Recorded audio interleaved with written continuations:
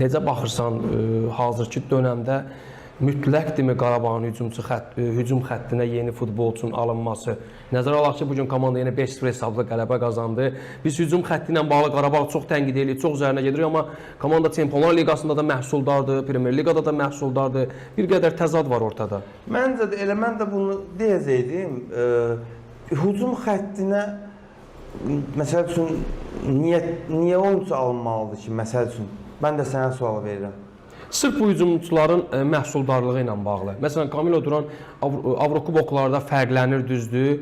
Amma əslində mən tərəfdarı deyirəm. Mən zaman-zaman deyirəm ki, Qarabağın sistemi elədir ki, orada yəni forvard davamlı olaraq fərqlənməlidir deyə bir şey yoxdur.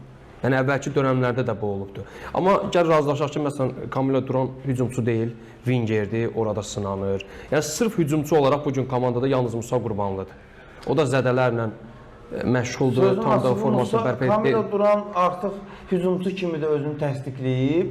Belə baxsaq Musa, Nərman və Camilo Duran var. 3 hücumçu məncə sən burada məsələ ondan gedir. Yetərlidirmi qarşıdakı dövrdə çempionluq mübarizəsində olan Qarabağ və Avrokuboklarda çıxış edən Qarabağ? Əgər Çempionlar Liqasına çox belə deyək də, gəlin reallıqdan danışaq.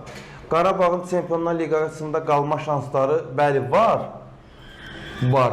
Amma sözün açığı çox belə böyük şansları var desək, biraz yanılmış olaraq. Çünki orada yəni bəzi komandaların şansları daha yüksəkdir hal-hazırda. Yəni belə deyək də, əgər Çempionlar Liqasının əvvəlləri olsaydı, tutaq ki, artıq komanda Çempionlar Liqasında qalmağı qarantiləyib və bəli, mən səninlə razı idim ki, hücumçu transferi mütləqdir. Amma sırf əgər gəlsək öz milli çempionatımıza, məncə bu futbolçularla çempionluğa elə neçə ildir bu futbolçularla çempionluğa komanda oynayırsa, yəni indən sonra da məncə böyük bir çətinlik yaşamayacaq Qarabağ.